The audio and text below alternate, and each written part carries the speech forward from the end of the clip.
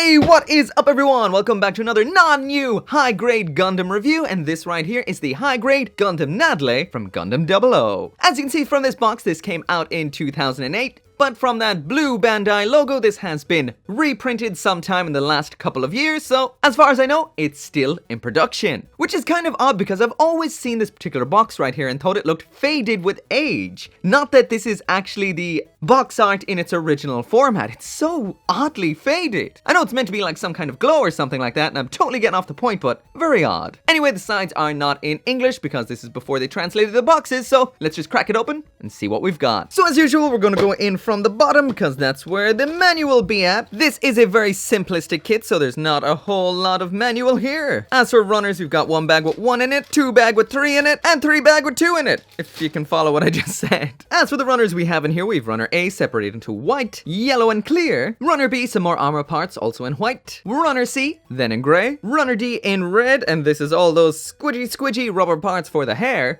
Hair. All of those are 2008, and for this kit, the effect parts, the beam sabers, are actually 2007, fused to some 2008 beam bayonet, some 21-year-old polycaps, and finally a fairly large sheet of stickers. Honestly, for this review, I'm probably just going to use the eyes.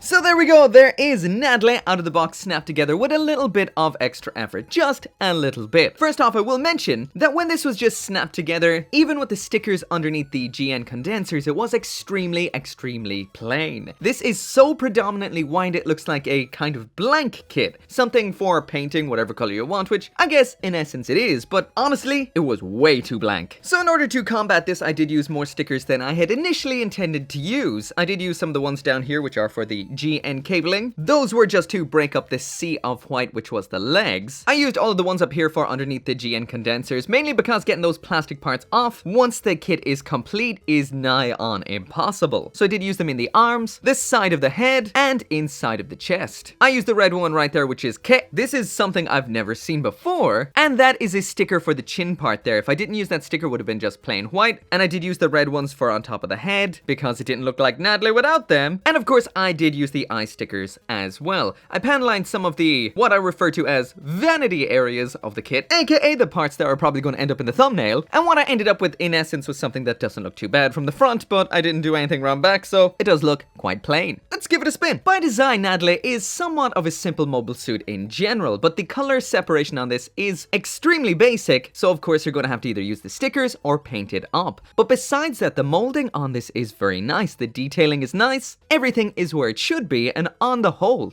I love this. The use of soft material for that dreadlock looking cabling around its head is an extremely good idea. From a painting perspective, this might be a bit of a nightmare, but if you're willing to put the time into it, this could be an awesome looking gunpla without a single doubt. But if you do want something that is perfect out of box, this may not be the one that you're looking for. However, that glare is awesome.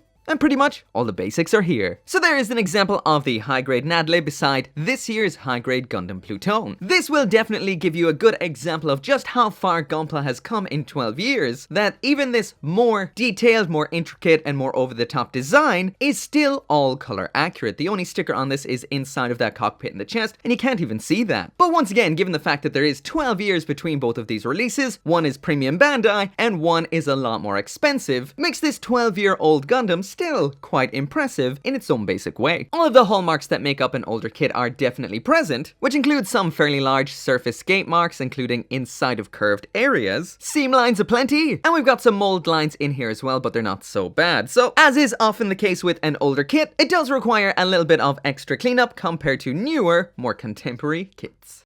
So now moving on to the accessories, and here's the high-grade Nadleeh with absolutely everything that it comes with. And this is your standard sword, board, and beam rifle style Gundam loadout. So what that is a pair of beam sabers, a shield, a beam rifle which also includes a pretty cool beam bayonet, as well as an extra expressive left hand, something that always makes me very, very happy. So anyway, these standard hands are just a standard blocky pair of holding hands. Swapping out hands is the usual thing. You just pop it out like that, pick him up if he falls over, and then pop in the extra one just like so. These all affix via ball joints. And there's a bit of an example of what it looks like attached. The beam rifles in here are your standard flat beam 00 style, only long. They attach in as simple as that right there. And that right there is a quick example of what they look like attached. When these are not in use, you are shit out of luck because there's nowhere to store them, so I guess you just throw them away. Next up in here is the beam rifle. This is quite plain looking, just two parts sandwiched together, as well as a handle on the side here. We have an included foil sticker for using on the site. This attaches in that usual Gundam 00 2-point way, so that is into the hand like so, then it connects into the arm up here to get those tasty GN particles. This fits in good, holds in fine, poses even better, so you won't be dropping that anytime soon. Simple, yet effective. Next up then in here is the shield. As you can see, this is not color accurate. This does require 3 big old red stickers to be color accurate, or a bunch of paint, I guess, because you know paint comes in bunches. Anyway, round on the back, this has been color separated into white and gray, so that is nice to see. It's not just a big old hollow white section round back. Not too bad. Attaching that is as simple as popping it into the front of the arm like so, and once again there is an example of what it will look like in a pose with the shield attached. I totally almost forgot this right here. This just slides into the barrel and is essentially a beam bayonet. How cool is that? Once again, there is an example of what it looks like attached.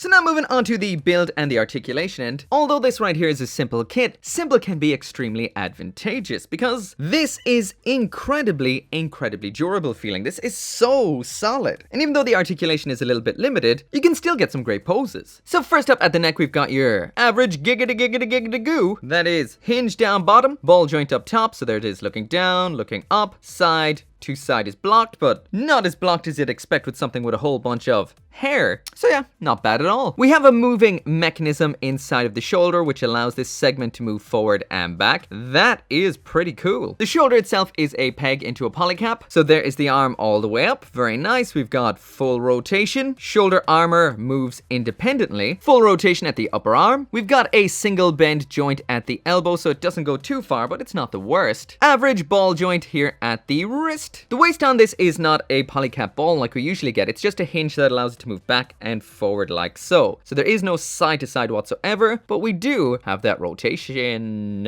Yep. Managed to get it all the way around. Sadly, here we do have a ball and socket hip, but this is kind of cool. What's going on inside the waist is actually a ball, so this has full 3-dimensional movement in here. That is kind of cool. I don't know if I've ever seen that before. I probably have and have forgotten, but I like that. I actually like that a lot. The upper armor here is not separated or anything like that, so it is just a straight up ball and socket. But again, this is very unique. There's a lot of movement inside of the hips. Anyway, kicks time. There it is. All the way up to the front. Cannot argue with that. Out to the back. Beautiful. Don't expect much with these splits, and that's all we get, and that popped off. So yeah, that is our limit. No upper leg spin, sadly. We have a double jointed bend at the knee, so there's joint the first. There is joint the second, so that isn't so bad. 2 joints at the ankle. The first is flexion, extension there, and the bottom then is a ball joint. So let's see what we can get from this on the ground. So without Nadleeh's foot lifting off the ground, there it is all the way to the front, so not too bad. There it is all the way out to the back. Wow. Benefit of having no armor there. And there is the side to side pivot. Why did I get more out of one side? Hold on.